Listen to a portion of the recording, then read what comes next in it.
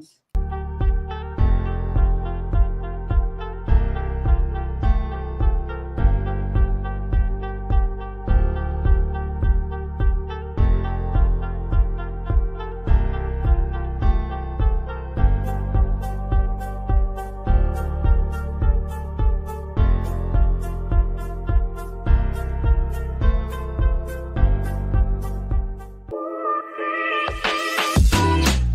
Welcome to Dental Unscripted.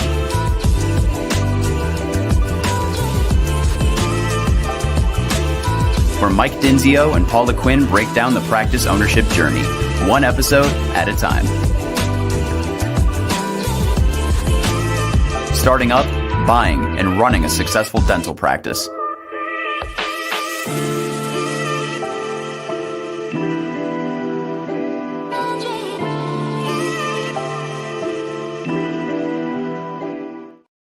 All right. Welcome back, guys, to another episode of Dental Unscripted.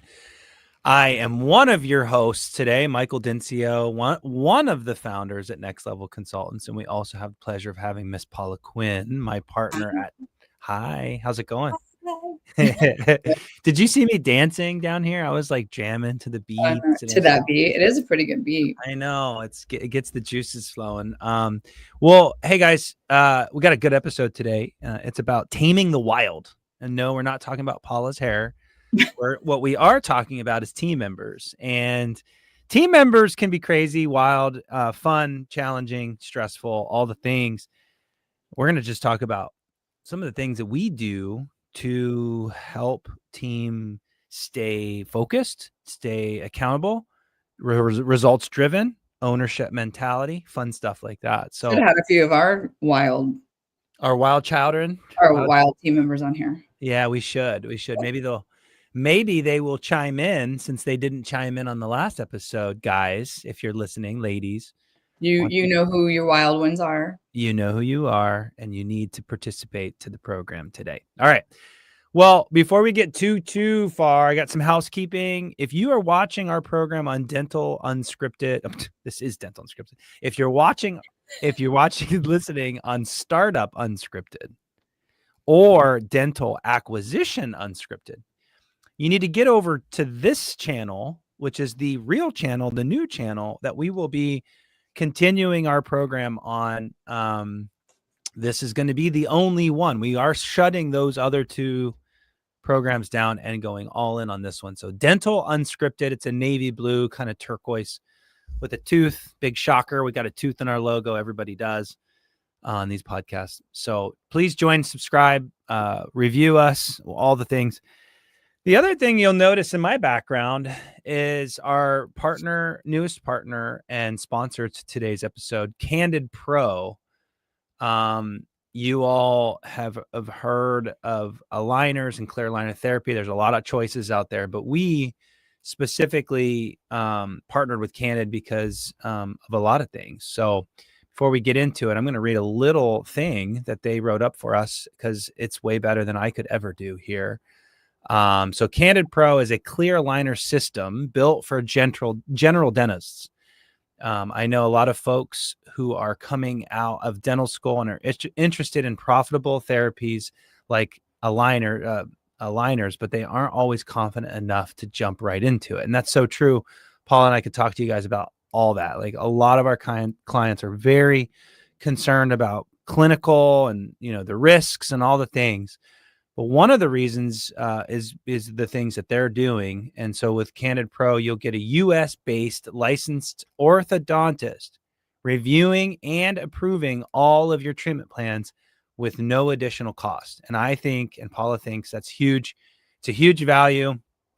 And I think it will deliver great outcomes. Also, because you're a friend of me and Miss Paula here, you do get a special offer. Now, I'm going to say, guys and gals, this is actually a really good offer. Okay. So you're probably hearing a lot of good offers out there with other different programs and stuff. This is actually a really good one. You get 30% off your first few cases, and you get gold, I think, tier for 6 months. So you got a very short window, 6 months, but you get an incredible deal. So check out the link below in the description. to get that deal. And I think you guys should check it out. I really do. It's a great program.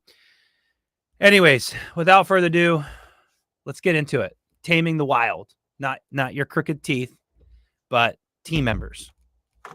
Taming the wild. So I'd love, we're just going to kind of freeform this because, to be honest with you, that's how unscripted this program is. It's very unscripted. I was like, don't we always freeform? Yeah, we always do. And and I think it's what you all want. We don't prepare much other than we know what we want to talk about. And this could go anywhere, but I think I know one of the number one things our clients would say is the hardest part about running a business is not clear the clinical aspect. It's not the business, even though the business can be challenging. It's the team, right? It's the team. And I think a lot of folks hire us consultants to help them, help us with helping them. Help me help you. Help me help you. Tame the wild. And so, Paula, would you agree to that? I think you would. It's the team, right? When you owned? No, I'm just kidding. Yes, it was. We got a very difficult guest on co-host today. Yes, it was definitely the team. What was so hard when you owned? Like legitimately, like why was it hard to work with team and get them to do all the things? Well, I think, you're a business owner and this is your entire livelihood. A lot of times the extra money comes to you. So you're obviously, the more you make, the more, you get to take home. This is your business. I think that it's your blood, sweat, and tears. And then you've got people working for you. They get the same amount of money hourly that they get, whether they kick it out of the park or their status quo. It's a job. So the trick is, and they've got a life. And so, some of the, I've been around for a long time. So a lot of people in the workforce have a little bit different work ethic than some of, other generations. And so you find that, coming in late or being on your cell phone or, whatever that might be, can take priority over the job. And I think that especially the job. I actually think, especially since COVID, things have changed too, where a lot more things are done online. So people are thinking, oh, do I really need a 9 to 5? I can do this, I can do that, I can dabble, I can, so there's like a whole mind shift of work ethics and different things and what people want in today's world and how they want to make money. So you're dealing with that. And so it just makes it really hard to get them ignited and passionate and at least half of where you are when it comes to driving the business, So I think that's the hard part. It's, and then the bigger your office is, the more personalities you have. And I joked about this before, but there is typically women in a dental practice, and we are typically the, take care of the children and the household and different things. So when we're in the workforce, it's like our mind is in different places. So I think it's just human nature.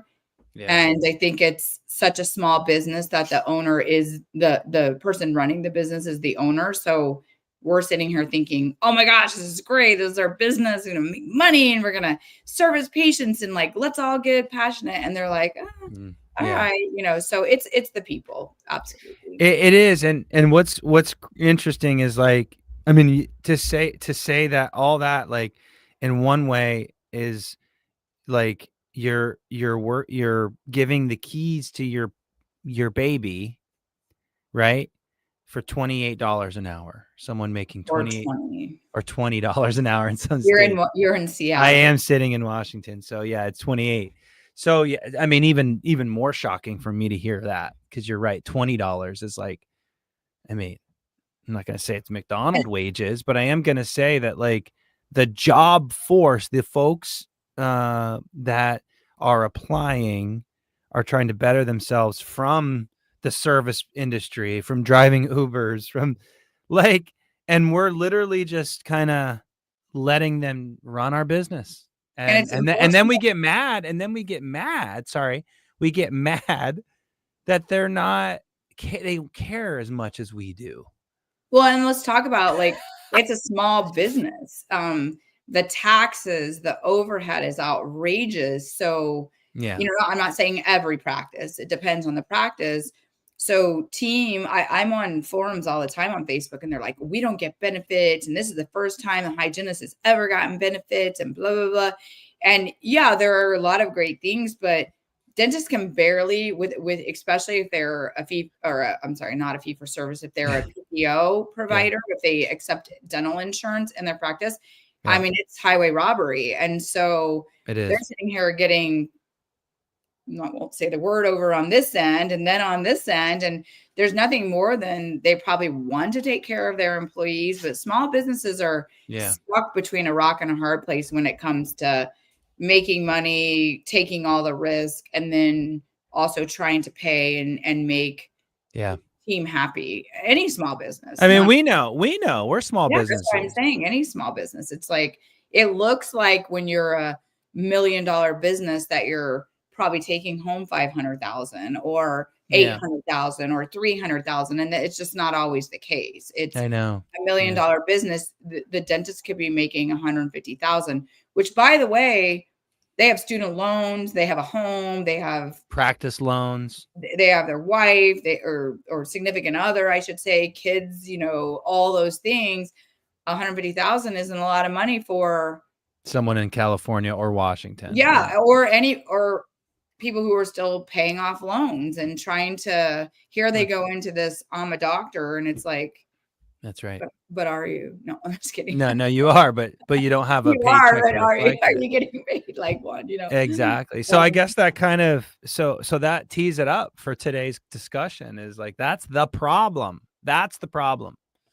And I follow Gary Vaynerchuk. He talks a lot about this. Owners, get your head straight. Get your head straight when you're working with your team.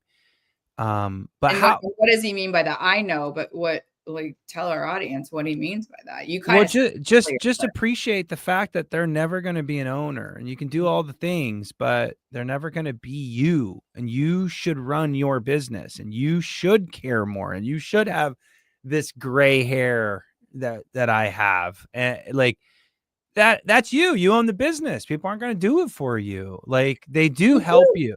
And you do every once in a while. And I think that is great. And also, on the other hand, again, rock and a hard place, you do have some people, team members, that innately just almost care as much as you do. And those people are worth gold. But they're rare, right? That ownership mentality, that I will do anything for you. Yeah. And that's great, but that's an exception. And that's an amazing exception if you find that, but it's not. It is. Mm-hmm. It is. And we just did an episode not too long ago about, like, why, where am I going with this? I just lost my train of thought, but like, essentially, like, getting your team on board and them helping you accomplish the things you're trying to do. Like, you have to step up, and you have to own, and you have to hold them accountable and run your business.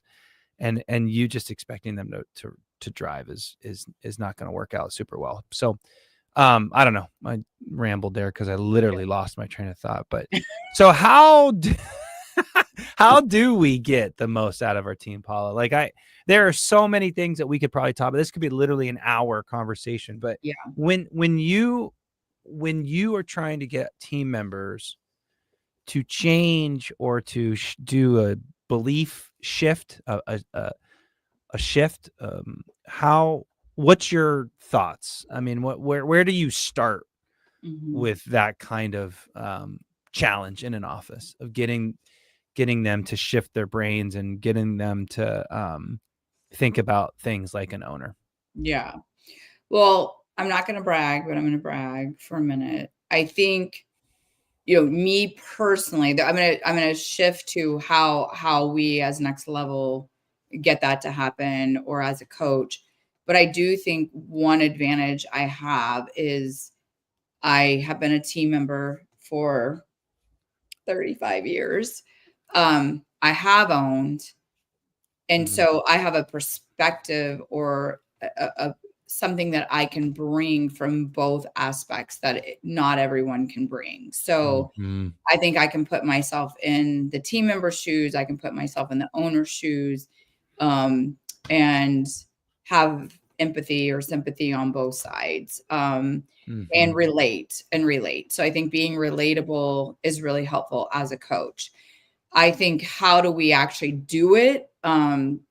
Is we have different systems, different things that we put in place that I really think helps team members get on board. And I think the one thing we try to come in as collaborators, they have a lot of knowledge, they know their practice hopefully better than anyone, and we tap into that. Now, it doesn't mean that their system or way is the right way, but I think coming in from understanding of, let's take what you're doing and not completely change it, but let's enhance it, and let's actually systematize it. So, one thing we like to do is get team agreements. We like to make sure that anything we're doing, it's like, are you on board or are you not? Because I think that when I'm told to do something, I might do it if I like it. If I don't, I'm like, okay, sure. People walk away, I go back to the same old, same old. I think if it's, hey, give us some of your ideas. What do you think is great? How do you want to behave and be for your patients, for your team members? Now we're collaborating, and now it's their idea. And then I can take that idea and run with it, and I can enhance it. I can tweak it, and I can create a system around those so that things don't fall through the cracks and stuff. So I think team agreements are a big one, is bringing them on board with what you're doing, getting their buy-in. I love that. I think it starts there because a lot of consultants come in, and I don't want to make this about consulting, but even let's just say you guys, you dentists, you come in, you own the practice, and you just start barking what you want to do and what needs to happen. Like a lot of consultants. It's my vision, right? It's my vision. My vision, and that's fine. You got to have your own vision for sure, but like they come in, consultants, dentists, new owners, and they're just like, this is what we're doing, and this is the way. And without buy-in, that's just not going to work out super well. You're probably going to turn some people over quickly, and that's what we've seen. And I think I liked where you were going, Paula, with this, because I think I was reading your mind here. If you don't have a system, I think this is where you're heading, because getting agreements is great, and that's the start. But the next part of that, after you get their buy-in, is really a system, right? Because if you don't have a system, you can't hold them accountable, right? Without a system, there is nothing to hold someone accountable to. So that's one of the first things that job descriptions and all the things, right?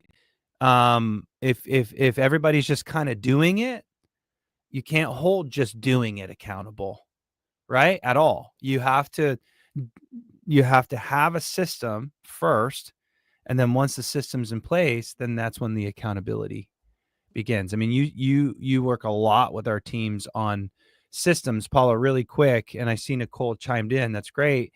We'll get to that here in a second. But what's the one thing, like, not the one thing, but what are some things in the dental offices, Paula, that you see a lot of not very good systems in the atypical practice that you walk into day one?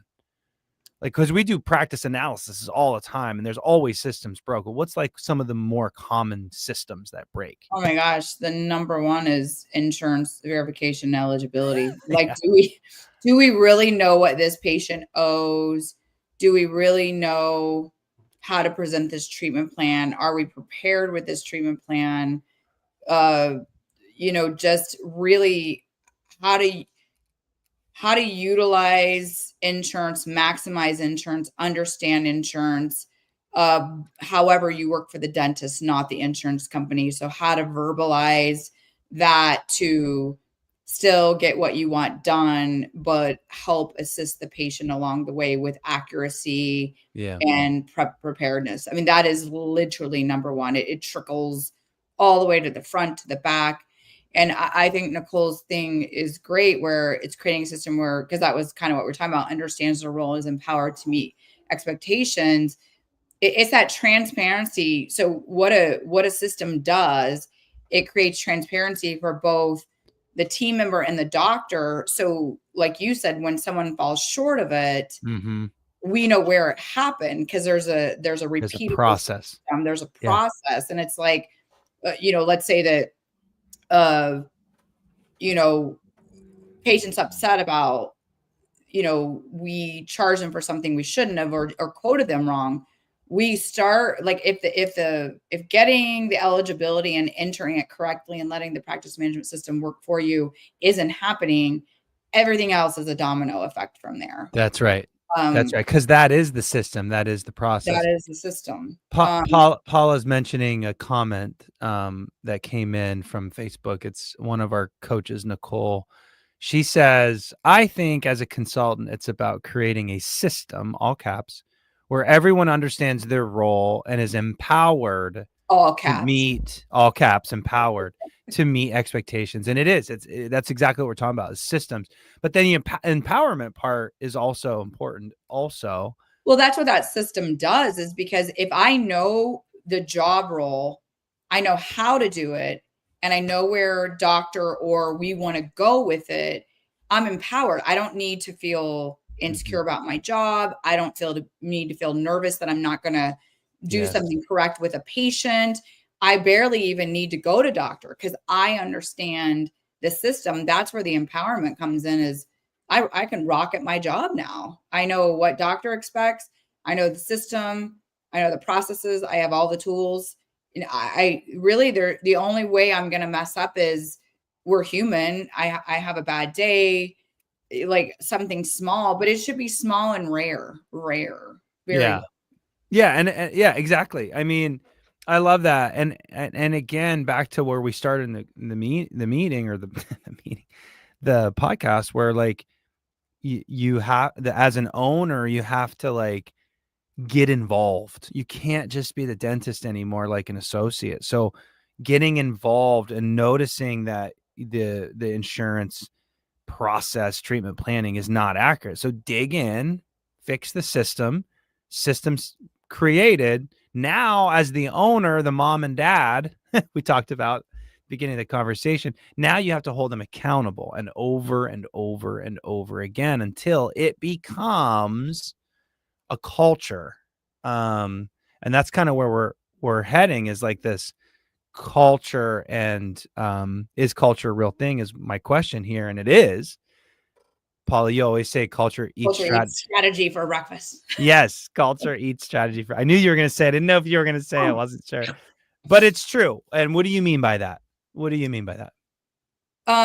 You can have all the strategy in the world and all the systems in the world, but if you don't have the buy-in from your team, they're just gonna throw that in the trash, and you're gonna think you've got all these systems in place.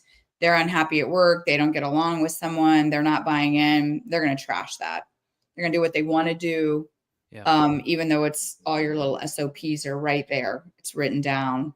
It should be foolproof. You've got to, which is where we're going with culture, is we do a lot of work on this. And I think that setting your team up for success, I think most people want to help people. Most people want to impress. Most people want to make their bosses happy. They want to make their team members happy. So I think that as long as they feel appreciated, as long as they feel heard, like anything is possible. And so, I mean, some ways we do, I don't even, are we still, do you want me to move on? Cause I feel like no, this is great. I'm not the boss. You're the real boss. Everybody knows you're the real boss. We're talking about, is culture a real thing? And apps a stinking lutely. I've swore on the program many times. It's Oh, okay. you have, Yeah. okay. Yeah. No, I'm newer. Effing Luli. You've been doing startup and acquisition for a long time. This is only like my third, thing with you. I mean, the F words will You're probably, still warming up to the I'm new, crowd. I Yeah. don't, I'm trying to behave. No, I think it is I think the thing that a lot of owners miss on is without accountability. I think without accountability, it's hard to create a culture. And here's what I mean by that. Like, if you don't hold your team accountable, the culture isn't to do something. So for example,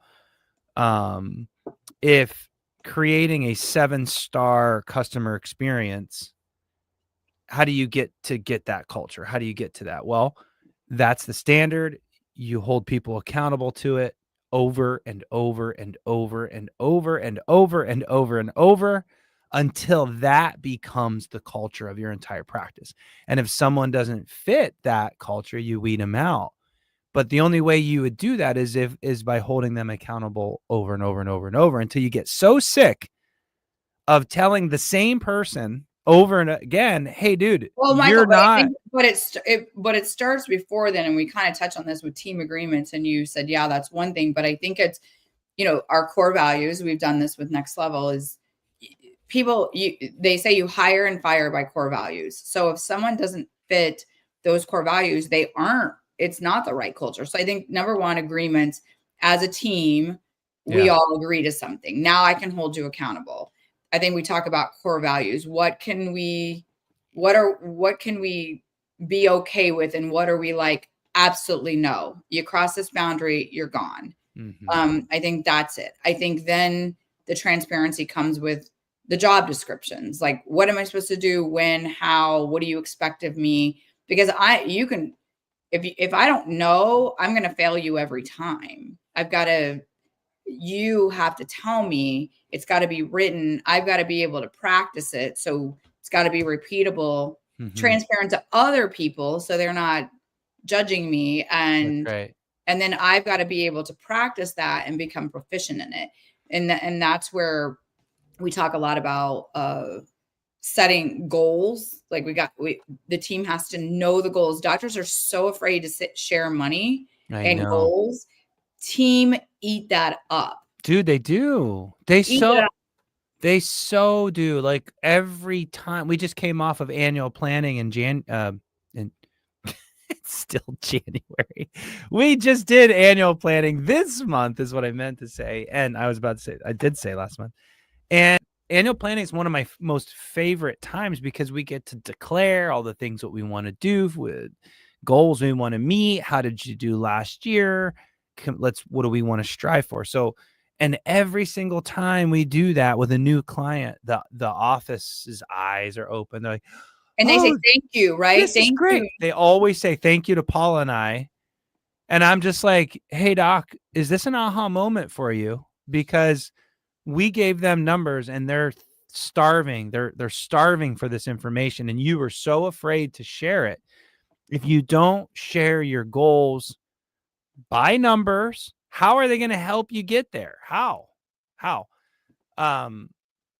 Nicole should have been on the program today. She's on fire right now on Facebook. She said, create a growth mindset culture, transparency in business operations, which we just talked about, align incentives with ownership mindset, like profit sharing. Anyone? ? Accountability 1,000 times over, and without declaring goals, and you can't get to profit sharing programs, and we implement those all the time. So yeah, no, look, this is such a big topic and so hard to do.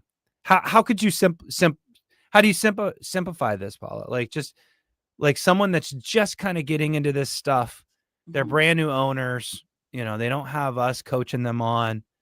Where do you begin? I think, where do you even start with this stuff? All this is a lot. It takes me back, and this is a little off, but it takes me back where a doctor we coached didn't want the team to know, they didn't know what they were talking about. and they would have us tell them everything, and then they would deliver it because they were so afraid that their team would think they were inept. You I know what I remember. mean? Mm-hmm. And I think, there's so much I gotta let me take this in and say it, and then you can paraphrase it if you need to. Yeah. I think you do need to be vulnerable with your team. And I'm not saying you have to be like cry and like give them your messiness. Don't be weird. Yeah. Basically, don't be I'm weird. saying be vulnerable to know that, hey, I hired a team because I need all of you experts to help me grow. I need your help. Here's what I'm thinking. Here's my vision. What are some ideas of how we can get there together? Again, that's the buy-in. That's the agreements. That's using their expertise. Even if they're a brand new young baby team, they still have some ideas. Sure. You don't have to use them all, but you can let them be heard and feel respected. So I think number one is be vulnerable. I think number two is get the buy-in. I think number three is creating the repeatable systems and expectations and job descriptions and the transparency. I think setting goals, learning tools. I think always working on your business, not just in it. You've got to take the time to stop and meet with your team. It's crazy in a dental practice, crazy. Absolutely. We need to set aside a couple hours a month to sit down as a team and talk. Yeah. And the first couple might be like, why the heck did we do this? But give it a chance. Make sure it's not a bitch session. Make sure it's it's about solutions and how to move forward. I think the last thing I'll say is appreciate your team in the way they want to be appreciated. We do an exercise to learn that appreciation, learn the behavior styles. And I think it's really talking to people in the way they like to be talked to. It's appreciating them, because the exercise we do is most people they don't leave over money, they leave over appreciation. So I think you have to be part of the culture. And I joked the other day, I said something to you, I sweep the floor too. I think a lot of it is you're not here and they're here. You're all in this. It's too small of a business to be that. I'm not saying there's not a hierarchy. I'm not saying that you're not the boss. I'm saying you're still in this together. Yeah. And I mean, that's no, that I think that was beautiful in the way you kind of work through that, folks. I would challenge you to literally back this episode up about 5 minutes and get your pen out and literally listen to that. Drop the mic again on this show. Well, yeah, drop the mic. Exactly. Just literally go through each step, and each step is kind of hard to do. And it's quite frankly a body of work. We work with a lot of newer owners. I was going to say younger owners. It's not really true. Newer owners. And this is the hardest thing, as we said it in the beginning of this program. It's the team's the hardest thing. And so what you put in is what you get out. And if you're not putting in the time, like Paula said, to work on those things and go through that process, your team will treat this like a job. We always get our clients coming back pissed that they didn't show up, or they didn't work through their lunch, or they didn't maybe give a more heads up on sick or their kid issue with the child care. And they're just like always frustrated that these employees, not partners, are disappointing. What profit sharing does, it helps make them partners. It's right. It's all these things makes them partners. And then I ask, like, how much time did you put into agreements and systems and getting buy-in and touching base and sharing your goals and the answer is always not enough. I'm like, well, why are we even having this conversation? Do you just want me to listen, or do you want a solution? And the solution is to literally do all this. And one thing you mentioned newer owners. Yeah. But I mean, that's a pitfall of a newer owner. But I do think our seasoned owners are honestly checked out of the business, and they're just letting the team run it, and they don't even know how it's performing until they know it, until they feel it. We go in so many offices that have been in ownership for, 5-10 years, and they have no idea there's, $100,000 sitting on the table. They have no idea the front office isn't collecting up front. They have no idea their cancellation and no-show is out of control. They only know it if they feel it. Right. I know that sounds weird, but all of a sudden they either don't have money, or they're like, holy cow, my hygienist has been sitting around for 3 hours today. Like it takes something drastic for them to be like, whoa, is this not right? And then when we start digging in, it's like, dude, this is out of control. Yeah. So, or not dude. I guess a girl can be a dude too. Dude. I've been saying dude a lot to everybody. Yeah. I don't identify. New words, bro. That's too young. That's what my girls say, bro. Bruh. Or bra? Yeah. I don't know. I don't know how to say it. I'm not cool like that. If I try to pull that stuff off and people look at me like I can't do that. Just, dude. Dude, where's my car? Wasn't that a movie? Dude. That was Bill and Ted's Excellent. Bill and Ted. Oh my God. No, everybody on this program does not know Bill and Ted's Excellent. What was it? Adventure. Check it out. Go to YouTube and watch that. Not this program. I don't know if it's worth it. No, it's totally worth it. Well, gosh, like I said, jam-packed episode today. Lots of stuff to discuss there. There's books, there's things, there's all kinds of stuff. Start there, guys. Start there. An ownership. It'll pay itself off tenfold. Most offices can't get to the next level without mastering this. It's a fact. You will plateau. You cannot get past wherever you're at without that.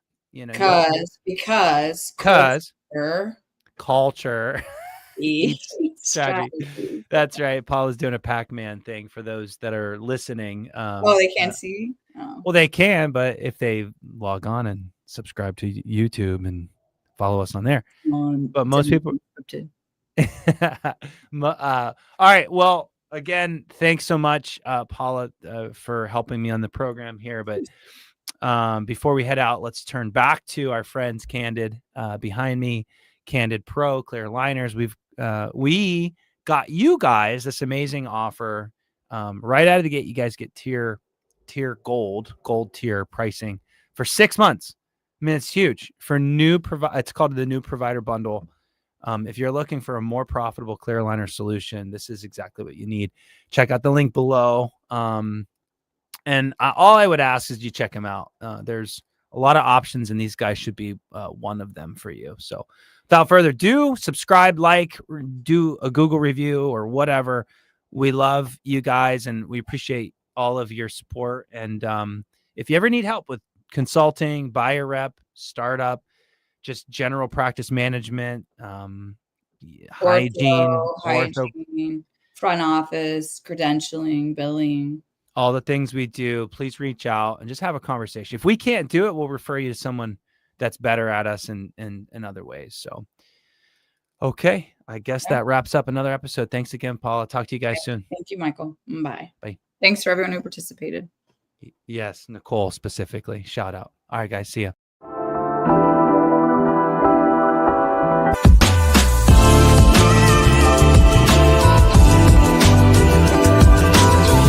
Thanks for listening. Let us know how you like the show. Rate us on Apple and Spotify. Subscribe and follow for more.